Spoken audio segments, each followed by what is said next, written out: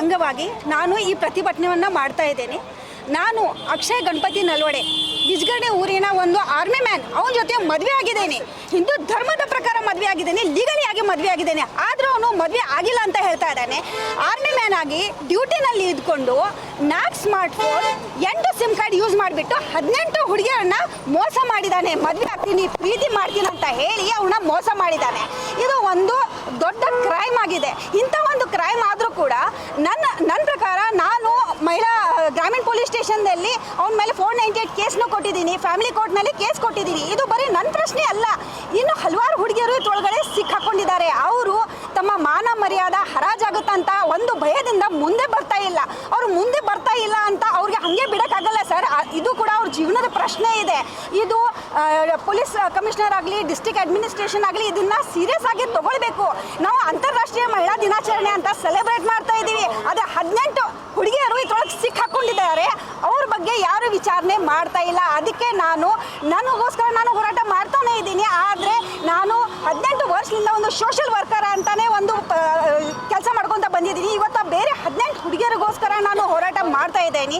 ಅಕ್ಷಯ್ ಗಣಪತಿ ನಲ್ವಡೆಗೆ ಏನಿದೆ, district ಅಡ್ಮಿನಿಸ್ಟ್ರೇಷನ್ಲಿಂದ letter ಹೋಗಬೇಕು ಅವ್ನ ಯೂನಿಟ್ಗೆ, ಅವನಿಗೆ ಕೋರ್ಟ್ ಮಾರ್ಷಲ್ ಮಾಡಬೇಕು. 18 ಹುಡುಗಿಯರ ಜೀವನದ ಜೊತೆ ಏನೋ ನಾಟ ಮಾಡಿದಾನಲ್ಲ, ಅವನಿಗೆ ತಕ್ಕ ಶಿಕ್ಷೆ ಅವ್ರಿಗೆ ಸಿಗಲೇಬೇಕು ಅಂತ ನನ್ನ ಈ ಹೋರಾಟ ಇದೆ ಸರ್. ಅವನಿಗೆ ಶಿಕ್ಷೆ ಆಗೋವರೆಗೇನು ನನ್ನ ಈ ಹೋರಾಟ ನಿಲ್ಲೋದಿಲ್ಲ. ಆರ್ಮಿ ಮ್ಯಾನ್ ಇದಾನಂತ ಅವನಿಗೆ ಯಾವುದೂ ಅಧಿಕಾರ ಇಲ್ಲ. ಅಲ್ಲೇ ಕುತ್ಕೊಂಡು ಸ್ಮಾರ್ಟ್ ಫೋನ್ಸ್ ಯೂಸ್ ಮಾಡಿಕೊಂಡು ಇನ್ಸ್ಟಾಗ್ರಾಮ್, ಫೇಸ್ಬುಕ್, ಸೋಷಿಯಲ್ ಮೀಡಿಯಾ ಮುಖಾಂತರ ಇಷ್ಟೆಲ್ಲ ಹುಡುಗಿಯರ ಜೀವನ ಆಟ ಆಡೋ ಅಧಿಕಾರ ಅವನಿಗೆ ಯಾರು ಕೊಟ್ಟಿದ್ದಾರೆ? ಅವನ ಮೇಲೆ ಆ್ಯಕ್ಷನ್ ಆಗಲೇಬೇಕು. ಅವನು ಕೋರ್ಟ್ ಮಾರ್ಷಲ್ ಆಗೋವರೆಗೇನು ನನ್ನ ಈ ಹೋರಾಟ ನಿಲ್ಲೋದಿಲ್ಲ. ಅಂತಾರಾಷ್ಟ್ರೀಯ ಮಹಿಳಾ ದಿನದ ಅರ್ಥ ಏನು ಸರ್? ತಮ್ಮ ಹಕ್ಕಿಗೋಸ್ಕರ ಹೋರಾಟ ಮಾಡುವಂಥ ದಿನ, ಮಹಿಳೆಯರು ತಮ್ಮ ಹಕ್ಕಿಗೋಸ್ಕರ ಹೋರಾಟ ಮಾಡುವಂಥ ದಿನ. ಈ ದಿನ ನಾನು ಹಂಗೆ ಬಿಡೋಕ್ಕಾಗಲ್ಲ ಸರ್. ನಾನು ಬೇರೆಯವ್ರಿಗೋಸ್ಕರ ಹೋರಾಟ ಮಾಡಿದ್ದೀನಿ, ನನಗೋಸ್ಕರನೂ ಹೋರಾಟ ಮಾಡ್ತೀನಿ, ನಾನು ಸಾಯಿವರೆಗೂ ಬೇರೆಯವ್ರಿಗೋಸ್ಕರ ಹೋರಾಟ ಮಾಡ್ತೀನಿ ಸರ್. ಅದ್ರ ಜೊತೆಗೆ ನಾನು ಇನ್ನೊಂದು ಕೇಸಲ್ಲಿ ಹೈಲೈಟ್ ಮಾಡಿ ಬಯಸ್ತೀನಿ ಸರ್. ಧರ್ಮಸ್ಥಳದ ಸೌಜನ್ಯ ಕೇಸ್ ಬಗ್ಗೆ ನಾನು ಇಲ್ಲಿ ಹೈಲೈಟ್ ಮಾಡಿ ಬಯಸ್ತೀನಿ.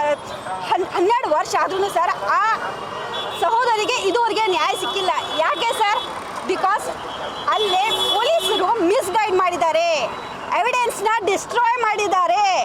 ಒಂದು ಹುಡುಗಿ ಮೇಲೆ ಗ್ಯಾಂಗ್ ರೇಪ್ ಆಗುತ್ತೆ, ಅಲ್ಲಿ ಒಂದು ಸ್ಟ್ರಾಂಗ್ ವ್ಯಕ್ತಿ ಆ ರೇಪ್ನ ರೇಪ್ ಮಾಡಿದ್ದಾನೆ.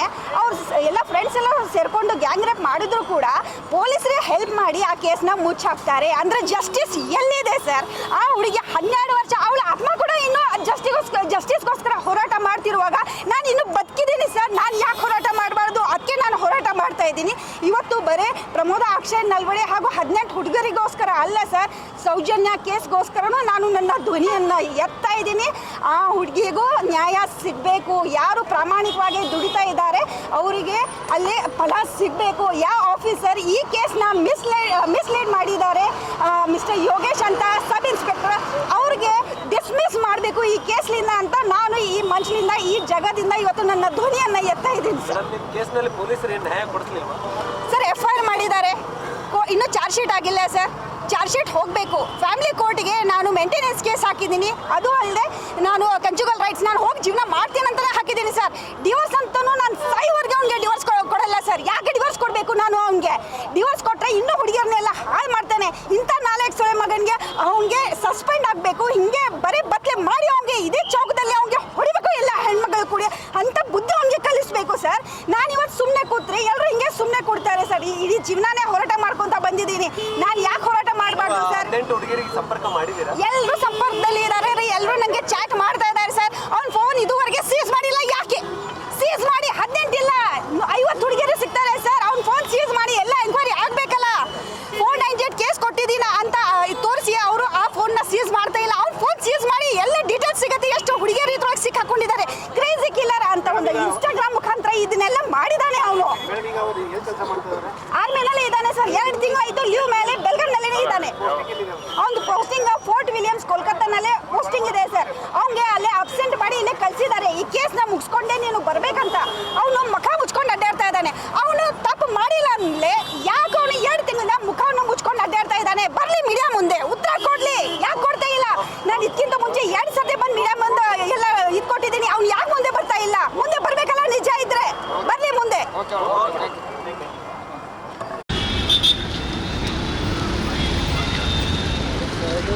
ಹಾಕಿಬಿಟ್ಟು